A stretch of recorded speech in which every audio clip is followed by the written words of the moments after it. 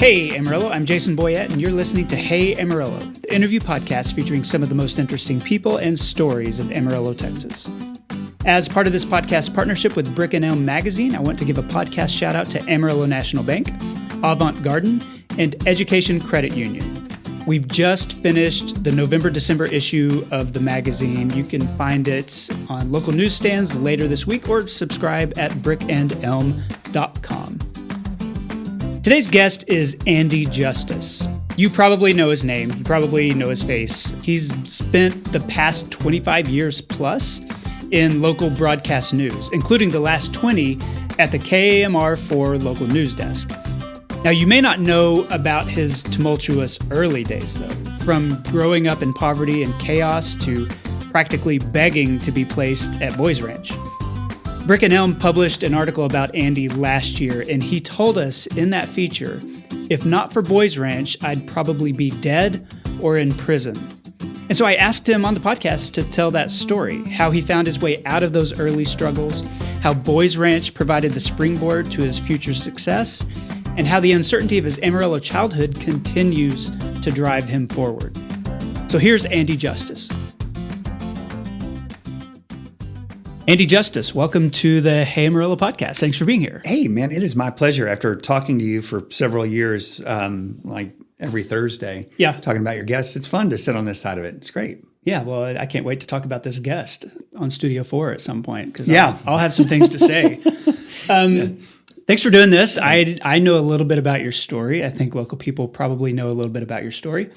But I want to start with you the same way I start with all my guests, and that's just to ask, why are you in Amarillo? So born and raised here. My mom had an 8th grade education. She worked in the restaurant industry for her entire life for the most part, and she met my dad. My dad had moved here. I think I don't know a whole lot about him, but he was like West Virginia area.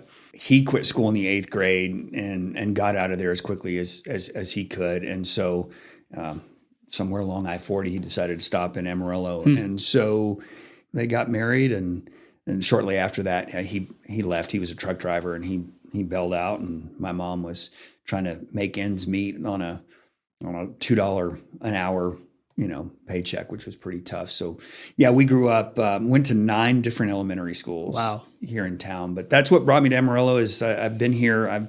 I have a love affair with this place, and I moved off for a little bit. I mean, it was like a hot second, and I honestly could not get back quick enough. And I see myself being here for the rest of my life. I want to travel and do some things, but I truly love it here. Yeah, I want to talk a little bit about your decision to stay here, because having grown up here, like, you don't have to stay. A lot of people don't, but and I know that was intentional on your part, but I want to hear a little bit about your path into Boys Ranch, because I know that's a big part of your story. You talk about it a lot.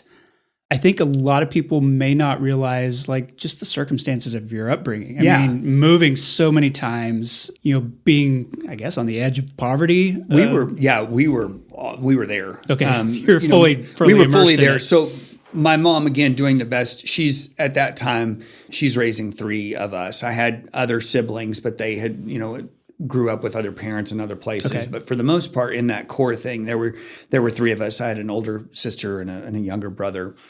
And it was, and I would learn later, we moved so often. We were just getting evicted. We would get behind. It's never a choice to move. No, it wasn't, one of those things that everybody was excited about. So I we would be in one trailer house, move to this apartment, move to some friend's house, stayed on their couch for a while, and just hopped around. I mean, there were several times in my childhood where I would personally leave and live with a friend of the family for a while when things got really bad. But it was a chaotic childhood of not knowing from one day to the next where you were going to sleep or what you were going to do, what you're going to eat. My mom, she worked hard. That was one of the things that I really took from her.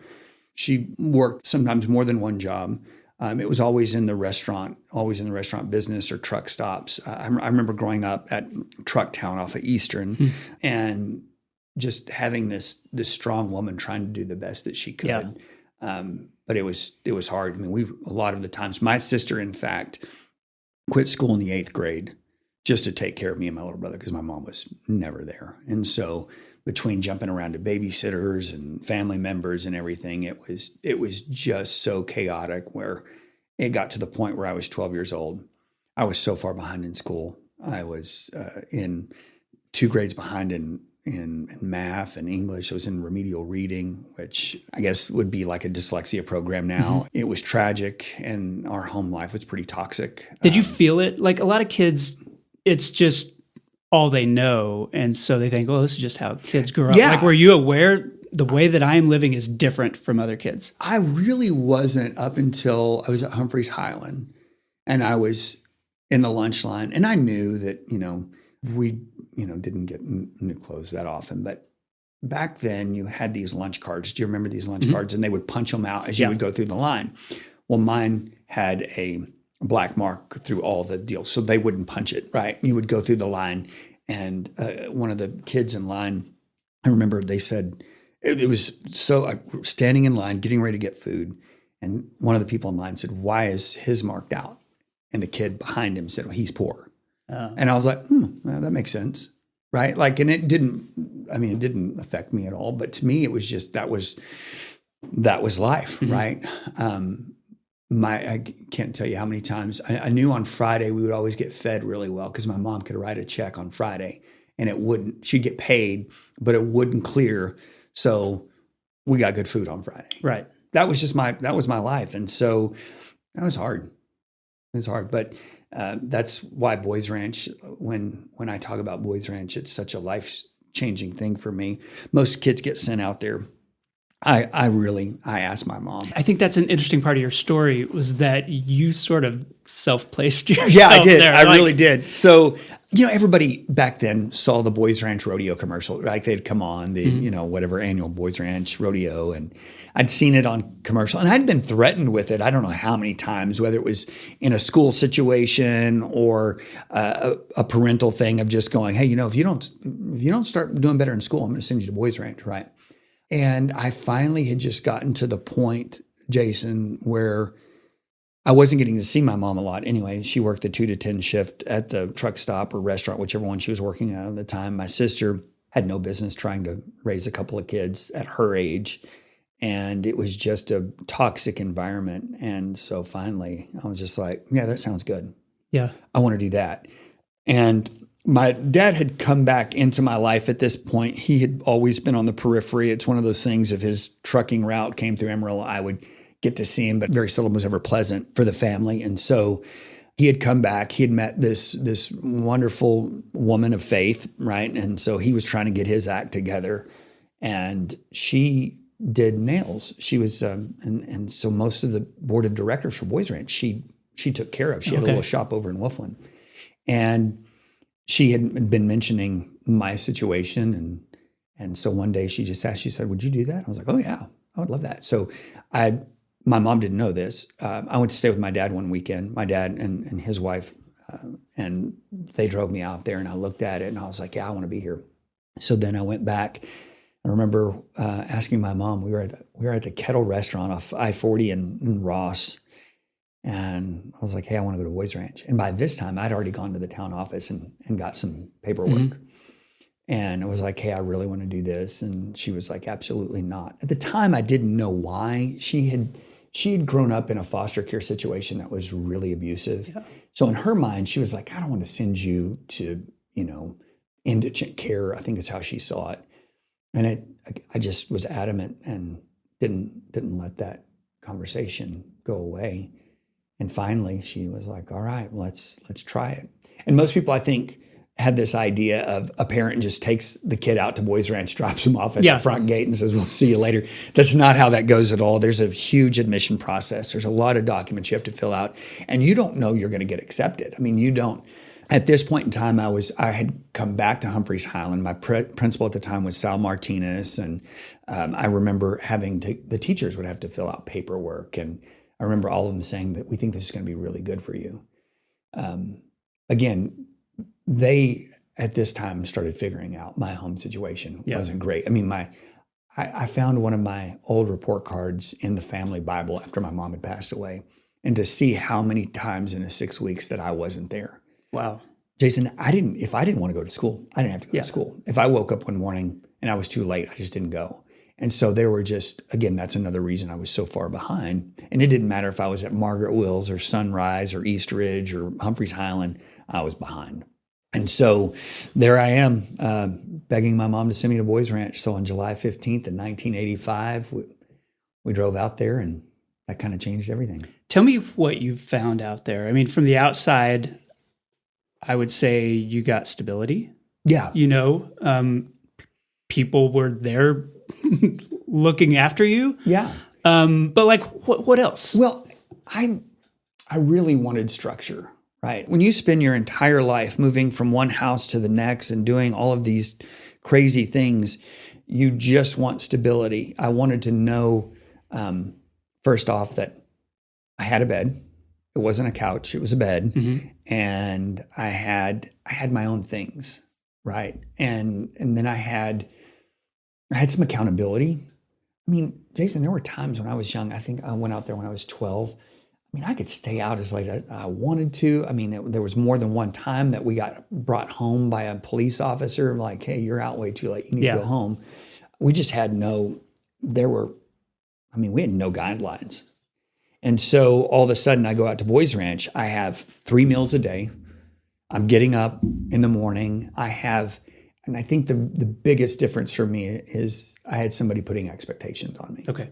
Saying, "Hey, this is what we expect.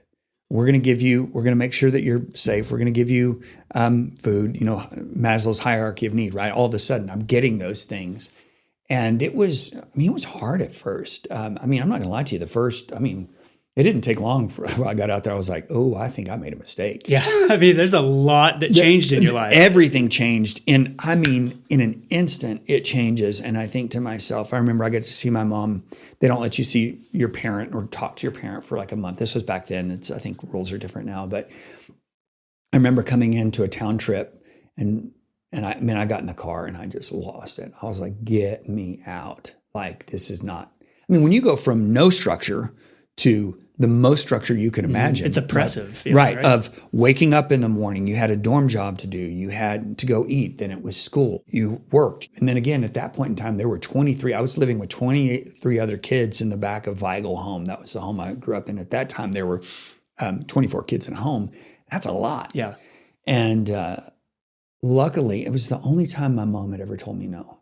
She's like, "No, let's see this out. You really wanted to go. Let's see this out." And so I finally just found my footing, and I found people that cared about me, that truly were like, "Hey, we see something in you."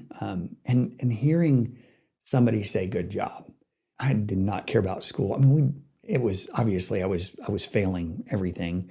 And so all of a sudden I remember the first time I made AB honor roll.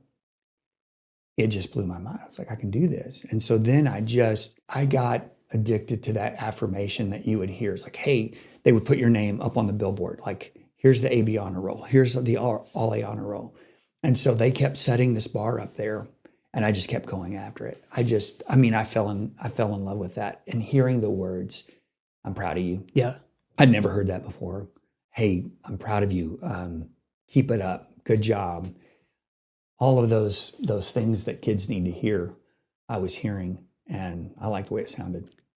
You figured out that there are some things you were good at, that maybe like it took that kind of structure and achievement to clarify, "Oh, here's something like," I know you're in drama and things like that. And if you're just surviving, like, you don't have a chance to pursue interesting things to do.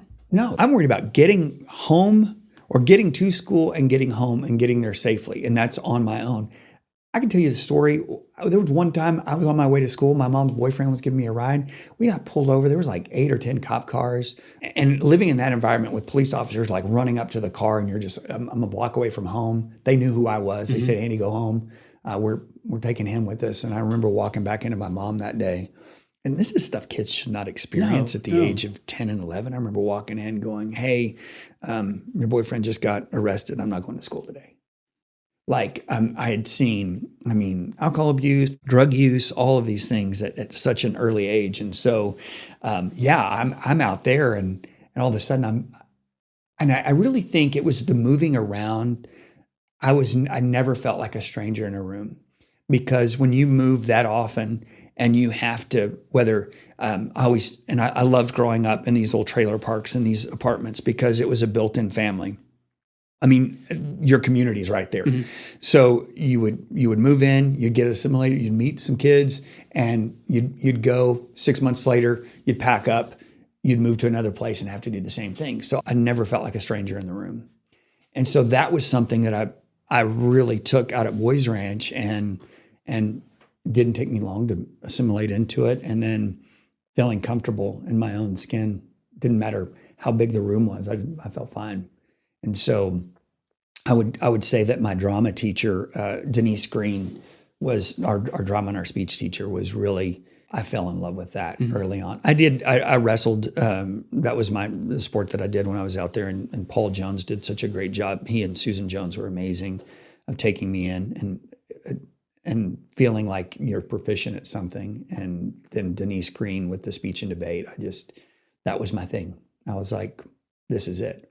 But if I hadn't gone out to Boys Ranch, there wouldn't have been a thing. Yeah, you wouldn't have found a thing. I wouldn't have found the graduation. You might have found jail or something like that. I guarantee. I mean, I always say that there's most of the members of my family, my direct family, have either been in jail or had gone to prison.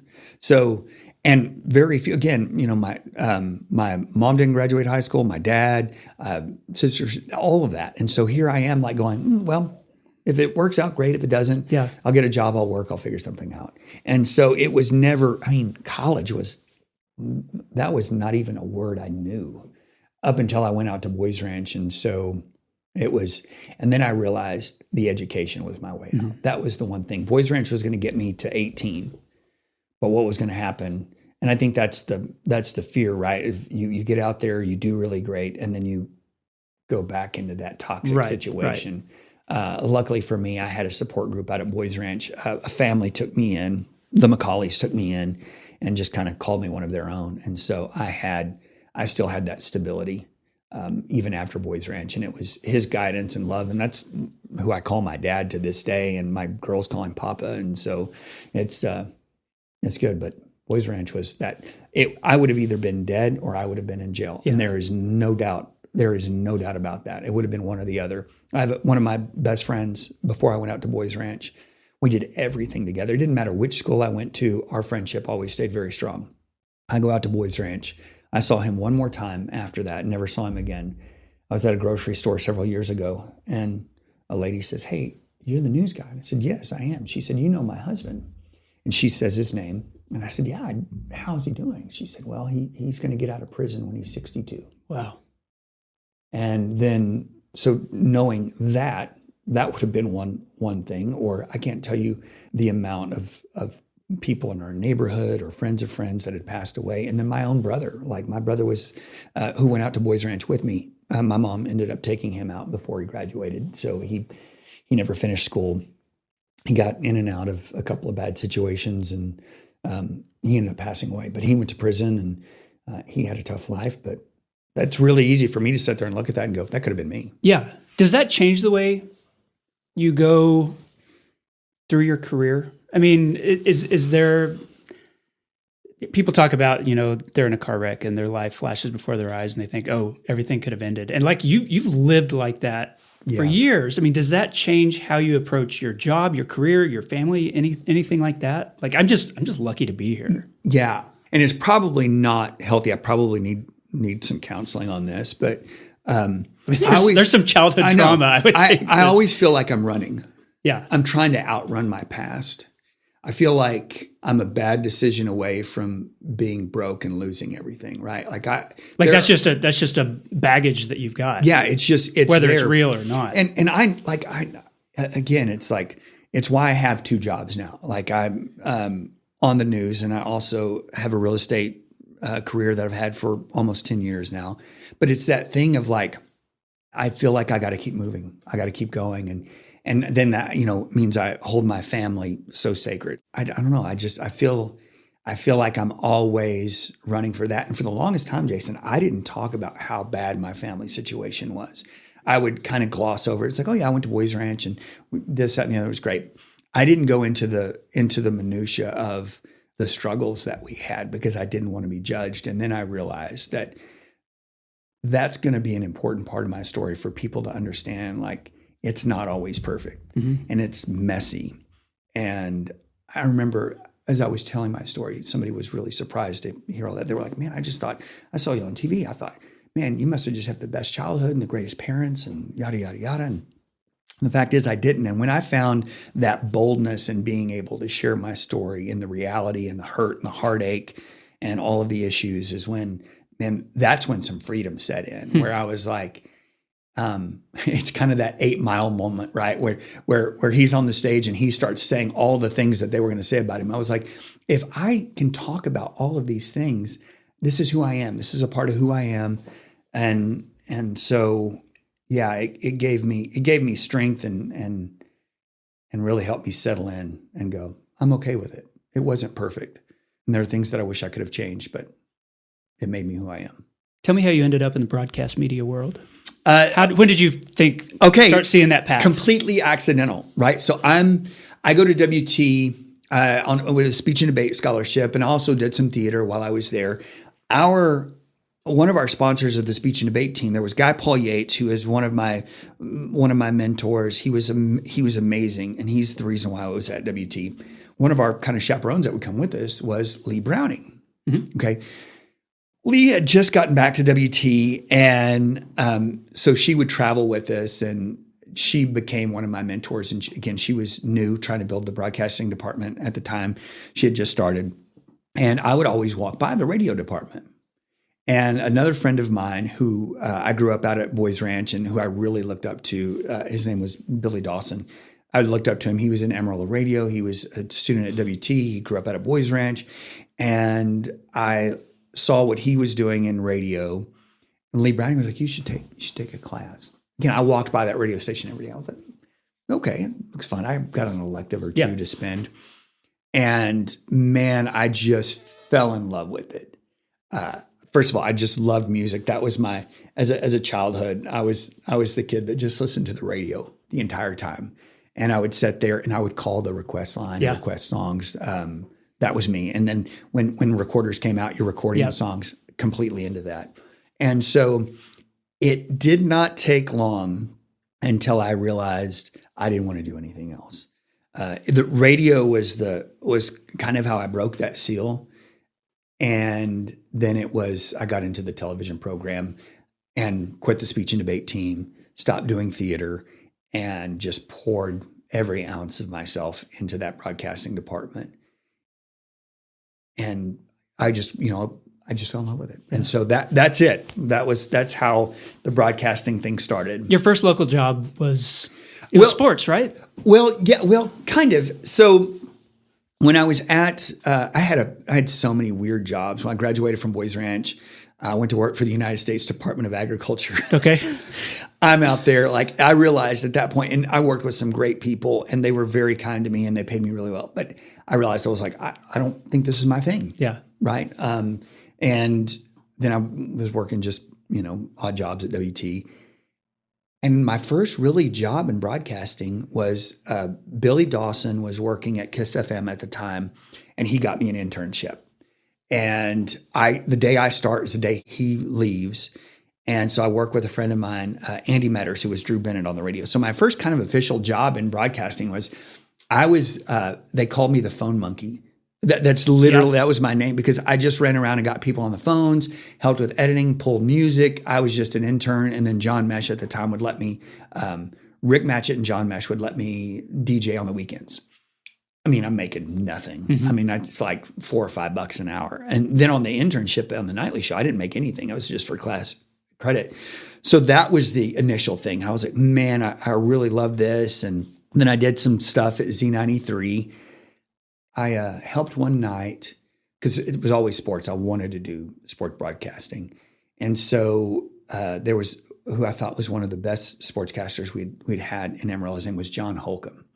And I went and interned with him one night just to help out with Friday Night Football. And I was like, I like this. Mm-hmm. It was just fast. Everything was going. It was that thing that really kind of really settled in on my soul, like, this feels right. And so after that point, I got a friend of mine got me a summer job working at Channel 7 as a photographer. And I did that. That's when I met Kelly James and Steve Myers and hung out with those guys. And really, Kelly mentored me up and was like, made me a better shooter, would let me do sports stories on the weekends. And that's when it really kind of clicked. And so I was at graduate school at WT by this time. I'd already graduated and went back. And I was like a graduate assistant teaching speech classes. And I ran out of money. The well went dry. And I was like, okay, I've got to go get a full-time job. So I never finished my master's degree, stopped halfway through, and then took that job at Channel 7. And it was funny. My plan was to wait out Lee Baker. And he's still doing it. I was going to say, I think that was a lot of people's plans. A lot of people. I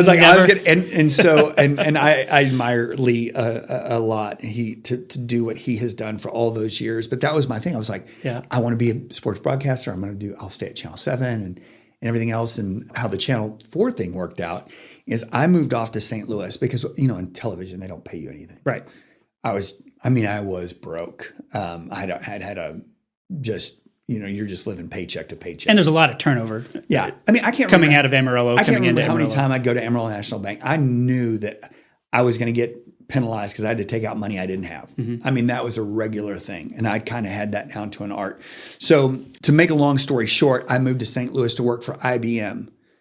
And it was the worst 6 months of my life. Yeah. I'm serious. What year was that? Oh, that would have been in 90s. 1997. So that was around May. And I go there and all of a sudden they signed me to I'm making $40-something thousand a year. I thought I'd made it. They gave me a signing bonus. And they're like, we don't care that you don't know anything.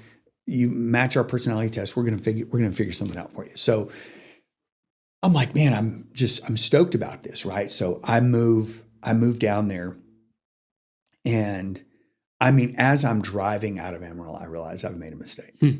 But they'd already given me this money. I'd already bought a car. It was nuts. And I'm making this long drive to St. Louis where I know no one. And I thought, oh, this is bad. So I get down there. I don't know anyone. And then I had never, out of all that I'd gone through, I'd never fought with depression, never knew what that was. And I get down there. And you get alone, and whatever plans that you thought you had fall apart, right? And so then at that point, I'm waking up, going to a job I hate, coming home to a place I hate. I just remember just thinking, how do I get out of this? And I didn't think there was an out. I honestly didn't. And so I'm sitting there. There were nights I would just sit there. I would just break down and think, what? I've messed up everything. I wanted to do television, and I have no out now. What do I do? Guy Yates called me. He's my mentor in college. Guy called me. He said, how are you? And I broke down on the phone. I said, I'm not good. And he said, I'm going to buy you a ticket. I want you to come home. Come home this weekend. So by this time I come into town, and I didn't have a whole lot of weight to lose. I'd lost like 25 pounds. I was nothing. I weighed like about 150 pounds. I was just skin and bones. And I could see it on his face, the true worry that he had. And he took me, he and Lee Brown, we went to Ruby Tequila's and we're sitting there. And at this point, I was so depressed. I'd stopped really eating like I should. I was a shell of who I was. And they were like, we got to get you home. Like, this is not good. So I went back to Channel 7. I borrowed a car from a friend that weekend and drove back to Channel 7. And I said, hey, I'll take whatever. Give me any job. And the boss at the time, his name was Kent Harrell. He was very good to me. He was like, Andy, we just don't have anything right now. And I knew that I felt like my life depended on it, like I had to do something. And so my friend Craig Denny said, there's a job opening over at Channel 4. And so I went over there, and the news director at the time was Ev Avra. And I went in, and you typically, if you're applying for a job, you got a resume tape. I went over there, and I was a shell of the person that I was. And I begged for the job, Jason. I was like, I'll do anything. Please give me a job. And he said, well, we have a sports job. We're creating a sports photographer job. And another friend of mine had referred me to the job. A friend of mine who I'd worked with, he'd worked at Channel 10. His name was Jeff Barger. And so all of a sudden I'm in this interview and I was like, I don't even care what you pay me. Mm-hmm. I'll do anything. And so that was in October. So in that meeting, I said, you can hire me for a month. If I don't work out, fire me. And they were like, well, what do you make? I was like, that's $40,000. They go, oh my gosh, we can't get anywhere close to that. I was like, I don't care about that. And so I signed a deal making $6.25 an hour. I go back to St. Louis.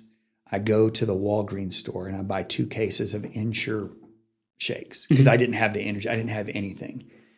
And I just start trying to get some semblance of a human being that can move furniture out. And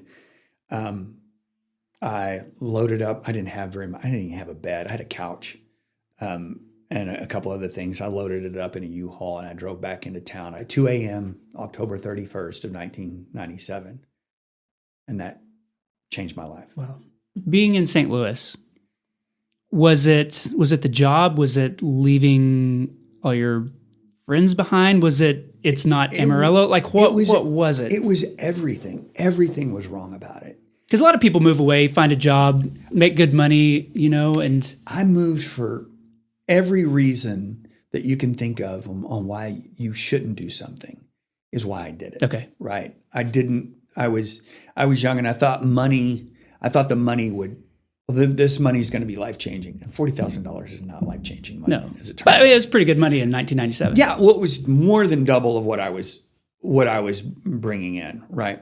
But it was at that time when I decided to come back, I knew that I was committing financial, it was a disaster. Because I bought a car. Remember, I bought a car. Now I can't pay for it. So I have to call the credit union and say, come get the car. Yeah. I wrecked my credit. I had roommates up until I got married. I had roommates just to make ends meet, right? But in that time, I didn't care. I was in love. I had a 4Runner. I was like, come get the 4Runner. I can't afford it. I couldn't afford rent, but I was so happy. That time I was mentally, I was a wreck.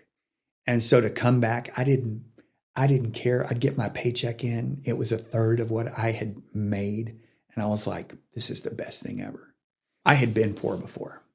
Yeah, you knew how to do that. I knew how to do that. I knew how to make money stretch.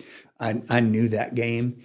And so here we are, I think 27 years later, and I'm still at KAMR, so it worked out. I want to talk about, just to kind of close this up, just because it's a topic that I'm interested in. You've in an industry with a lot of turnover. Amarillo is a bit of a pass-through market, in the media. You've been doing it for so long, and I wonder if you could talk about how things have changed. Like what's different now from what it was like in the late 90s when you started doing this? Oh my goodness, we probably are operating with a third of the staff. You're having to do more with less. Amarillo, the reason why Amarillo is the way it is because I consider Amarillo like a graduate. It's like almost graduate school for journalists, right? Is you get out of college, you come here, you're going to spend 2 years figuring it out. You're going to figure out a couple of things. You're going to figure out, is this the industry I want to be in? Okay. And if it is, what do I need to do to get better, to move up? Most people think because you're on television, you make all of this money. It's like, oh my gosh, you're just flush with cash. That's not how this is, especially starting out, right? You're just out there, you're grinding, you're trying to make ends meet. At the same time, luckily for me, I went to WT on scholarship. So I was able to get out of college and not have any school debt, right? That's not how most people operate. So you come out, you're making next to nothing, you're having to pay off your school loans, and you're trying to do this very hard job, right? It's very hard and has gotten more difficult in the last 10 years. Well, because you're shooting and editing your own video now. You're doing reporting. A little bit of everything, right? And so Amarillo, being that, was you called it a pass-through, is you come and you get the experience, but in order to make the money that you need to start paying those debts back, you got to get that job in Oklahoma City. You got to get that job in Austin, where all of a sudden you're going to be making, double what you're making. And so one of the things that I've enjoyed through the years is being able to help that younger group come through and decide this industry is not for everybody. And it's okay if you try it and you don't like it. the great thing about a mass comm degree is there are other jobs, right? And so figure out, is this what you want to do? And if it is, then how do you get to where you want to go? And so I think the biggest part of my job is to look at my friends who've started here in Amarillo and are off doing amazing things. Like Michael Spencer, one of my dear friends to this day, is a news anchor now in Denver. Jordan Chavez, another guy that I totally loved working with, is also in Denver. So to see these people, or people that got out of the business and are doing great things. A friend of mine, Kaylee, just got a job promotion and she's out doing great things. So I think to see these people flourish, to see them find the soil that they need to grow in. And Amarillo is not that for everybody. Yeah. Man, it is for me. And so and I know it's cheesy or whatever, but I want to spend the rest of my life here. I mean, I love Amarillo. I love the people, and Amarillo has been good to me. Have you had opportunity to leave, to take that next job, next step up? Back in the day, I was pursued pretty often. I'd have these headhunters call and be like, hey, when is your, especially in sports. But there was this moment that happened where I had to decide. All my best friends typically moved from Amarillo to Austin. Dennis De La Pena, that's a name. John High. These guys that were dear friends of mine. Dennis was one of the best mentors I ever had. They go to Austin. I'm like, well, I want to do that.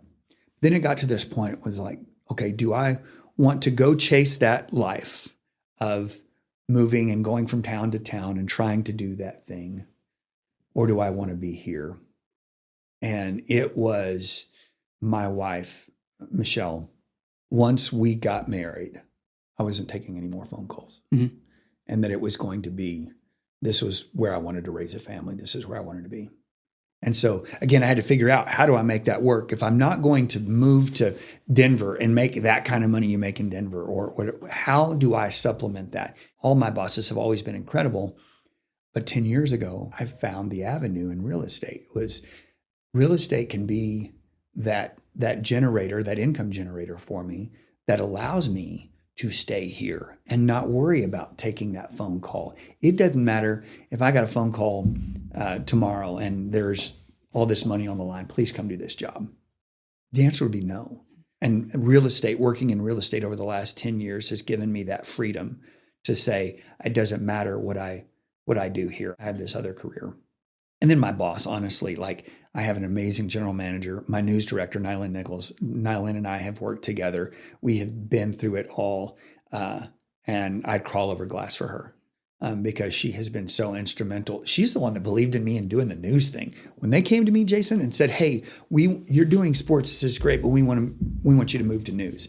I was like, you are insane. I was like, I don't want to do that. The great thing about sports is you make nobody angry. Yeah. You're just saying who won or lost. I was like, I don't want to get into that.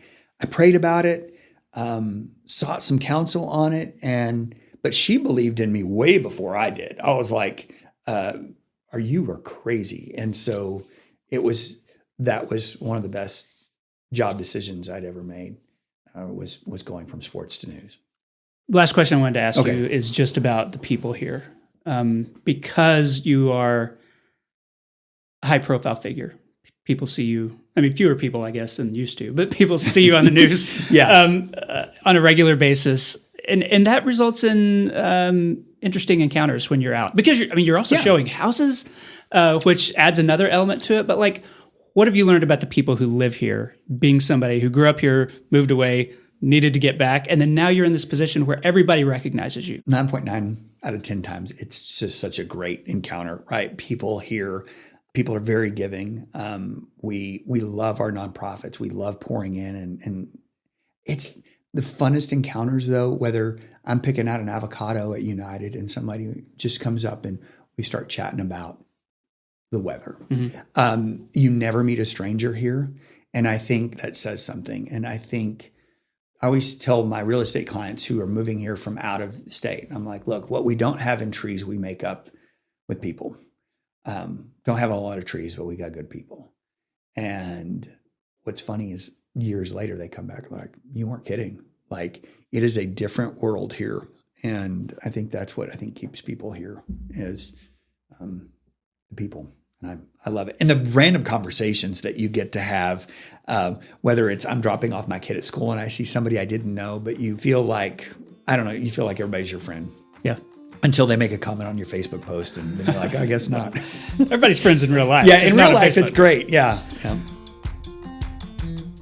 This episode of Hey Amarillo is supported by Amarillo Habitat for Humanity. Amarillo Habitat is making a lasting difference by partnering with local families to build and purchase affordable homes. This year, during the Panhandle Gives, which is November 25th to December 3rd, your donations will be amplified, which maximizes your impact. And with your support, Habitat can not only build homes, but also empower families to become confident, successful homeowners. Together, we can build hope and brighter futures for our neighbors. So make an impact, change a life, build a home, and support Amarillo Habitat for Humanity during the Panhandle Gives. Learn more at amarillohabitat.org. Okay, I'm back with Andy Justus. Andy, this is a part of the show I call 8 Straight. 8 Straight is sponsored every week by Panhandle Plains Historical Museum in Canyon. It's the largest history museum in Texas, and its collection includes a display of gear worn by area cowboys over the years, which includes everything from leather Nakona boots from 1910 to a mobile phone from 1995, which is fun to see. And these were things that were actually used on local ranches and gathered for the museum. You can see that at panhandleplains.org. I love that place. Yep. I love it so much. And you forget, like, we used to take the girls all the time and we'd have a great time. And then you'd come back the next time. You're like, oh yeah, this is why I love this place so much. That's such a hidden gem. More people need to get out there and take a look at what they're doing down there. Well, my favorite thing is that I'm of the age now where I can go and see like that display and see that phone and be like, I had a phone like that. Mm-hmm. I had one of those cellular flip phones that cowboys used and is in a history museum. So all right, what you and I need to figure out is how we need to go down. I want to go look at the archives. I've heard that the archives of the Panhandle Plains Museum will leave you in awe. And yes. I've always wanted to go see it. You'll never forget it. Yeah. You've got to see it already. 0.01% maybe of people living here have ever seen anything like that. I need to talk to Andrew. I need to see if Andrew can get me down there. When you think of Amarillo 10 years from now, what do you hope for? I hope that we invest more in our children and with schools and with parks. And here's the thing, 10 years from now, my kids are going to be gone. They're going to be off doing their own thing. But I want to be able for Amarillo to build up something and start investing. And I know it's hard. Mm-hmm. I know it's hard to put those dollars into those parks and schools. And I want us to grow in that way. I want us to be proud of what we are providing for our children. Yeah. I think we could definitely use more of that. And maybe an HEB. I'd like to see an HEB in about 10 years. Well, the investing, as would a lot of people. Yeah. That investing in the next generation thing is not a decision you can just make and then catch up. Like it's a decision that needs to be made now or that we needed to have made 15 years ago. And then we would be seeing some fruits. It's such a big project. Yeah. And there's so many pieces that like it requires an ongoing emphasis.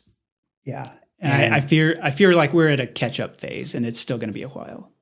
And once you get behind, it's hard to catch up. Like when you go to these different towns and you see, especially it's kind of hard, but like Frisco, you see all the things that are happening down in the DFW area with the schools and all of the resources. And I know that they have a larger tax base than we do. But at some point, we have to decide what our priorities are moving forward. And then put our money where our mouth is, right? Yeah. Say is it going to be fine but don't we want to be better? Don't we want to move forward and leave our kids and our grandkids with something better than what we had, as opposed to the same thing? But you're right. I don't know how to do that. I don't have that answer. I don't know how we do that, but I think we have to sit down and go, hey, this is going to be tough. This is going to take a sacrifice for us to do this. But let's move forward and try to do the best we can. Other than wind, what does this area have too much of? A lot of convenience stores. And it's good. I mean, it's nice. I can catch a toot and totem on every corner. Mm-hmm. But I think when you go to other places, I'm like, man, our kids make a joke about every time there's a lot. They're like, I bet you it's another convenience store, Dad. And typically. Often it is.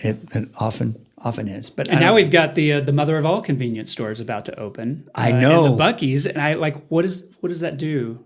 You know, will you just be driving all the way out to the airport in order to get your? No, man. I've got a couple of Toot Totems that I hit on the regular. I've got my regular stops. I don't think I'm going to be making a trip out there anytime soon. I'm glad, but here's the thing. I say that, Jason, but at the same time, those are such big economic drivers for our city. And those, whether it's a Pack-a-Sack, Toot Totem, we're getting Circle K's now. There's Buc-ee's. As long as it is driving dollars into our communities, I would say that's a good thing. You know, all joking aside about the convenience stores, but I think because again, if we're going to do all the stuff that we talk about, investing in the kids and we've got to increase our tax base. We've got to do all those. Well, things. If the market wasn't there for it, they wouldn't be putting them in. I mean, I feel like Toot Totem knows what they're doing. And so if they think we need to be on this corner, they're probably right. Yeah. Okay. What does this area not have enough of? We don't have enough foster parents. So I think one of the things in talking with these local nonprofits, one of the things I was shocked at, I did an interview the other day and in our area, I think it kind of included a little bit of Lubbock, High Plains and South Plains. I think the number was 400 kids are waiting for adoption in foster care. We need more foster parents because that's a mission field to me. You know, it's it was heartbreaking when she said that number to me the other day. Well, I've always known it was high in our area, but I would think that is something that, you know, we could get the church leaders of our community together and say, hey, what can we do to help these kids and these families? 400. That is just a crazy number to me. And if they don't find somebody local, I mean, what, do you leave the area and leave? Yeah. You know, your existing relatives? Yeah, I don't know. It's so complicated. Yeah. All right. What's your favorite local neighborhood? Real estate agent. You see a lot of them. Olson is my favorite neighborhood, and because we live over there, and all, you know, our kids have gone to Olson. They're in Crockett now, and it's because we have a little bit of everything, right? We have, but our little place, it's still like a little slice of Americana. Our kids run up and down the street. They're playing. There's lemonade stands. There's all of these. It just is. And I love it because when my kids are out, everybody on the block knows everybody. Yeah. It really, I feel like we're stepping back into a 50s painting almost of kids just playing out in the yard. I'll drive home. I drove home the other day and there were, I think, 7 bikes parked in our driveway. And I was like, this is cool. Yeah. You want to be that house. Yeah. You want to be the house that all the kids come to. And so it's been good. Olson is my sweet little place. I love it. What's your favorite local restaurant?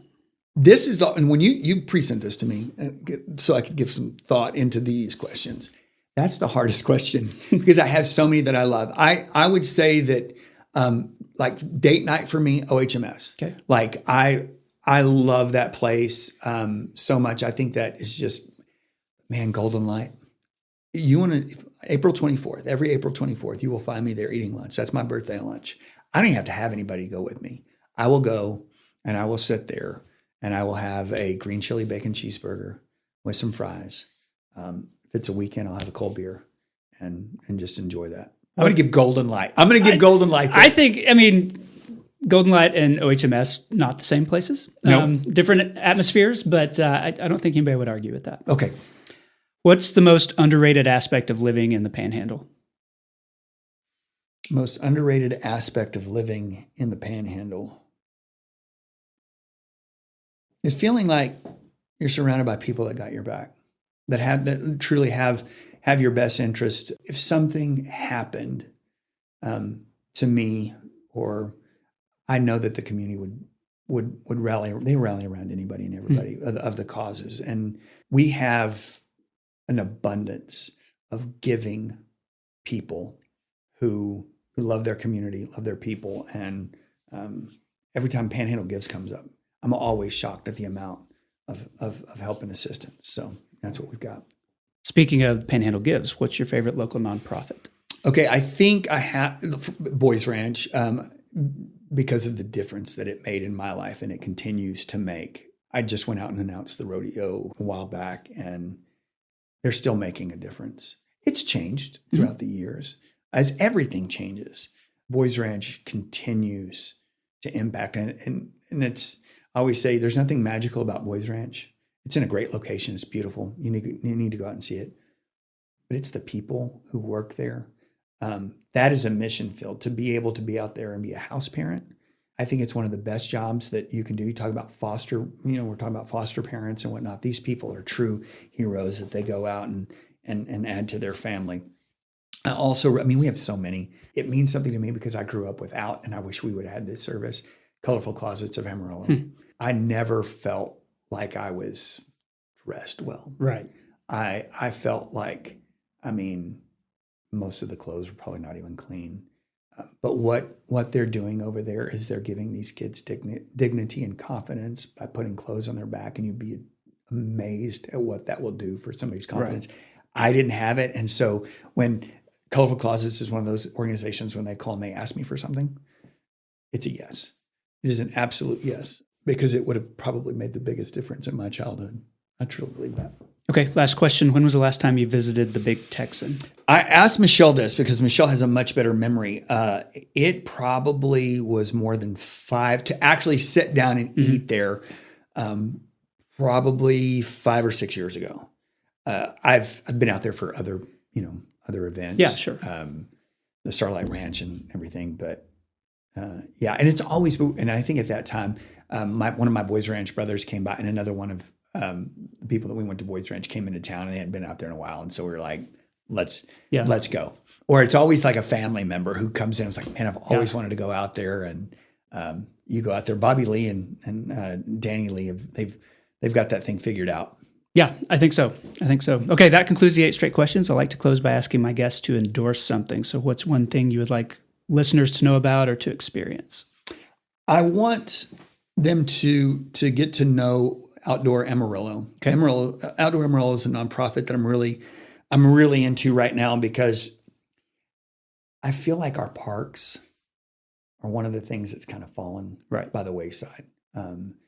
And they are a nonprofit that wants to improve our parks. And it's hard. I get it. Like, you can't really pull the money from the school. The city doesn't have any money. So what do? So you create a nonprofit, Outdoor Amarillo, where they can raise nonprofit funds and write grants to be able to help these parks. So whether it is maybe a new soccer field in East Ridge, or whether it is tennis courts in Paramount, or new lighting at Olson, whatever it is, I think we're going to continue to see more and more of what Outdoor Amarillo is doing in our community. I highly endorse that nonprofit. I want you to look into it. And because I want those things to get better in our community. And I feel like that is the avenue right now. That is the easiest avenue, because it's hard to ask for tax dollars. Right. It's hard to ask for school dollars. They're struggling as it is. So with these nonprofits and these groups working hard to improve those things. Okay. I'll take that. That's a good recommendation. Andy Justus, thanks so much for being on the podcast. I appreciate it. My pleasure. Thanks for having me. And that concludes the episode. I want to say thanks to Andy for the interview. You can watch him, of course, on the KAMR Local 4 news desk at 5, 6, and 10 p.m. on weekdays. Thanks also to Amarillo Habitat for Humanity and Panhandle Plains Historical Museum for supporting this podcast, and to Angelina Marie for editing every week. And thank you for listening. Hey Amarillo exists on a weekly basis because of listeners like you and the local people who support it financially through patreon.com/HeyAmarillo. Hey Amarillo's executive producers include Patrick Burns, Jason Burr, Katie Linger, Corey Burns, Josh Wood, Wes Reeves, Cindy Graham, and Barbara and Jim Whitten. This has been episode 376. My name is Jason Boyett, and I'll see you next week.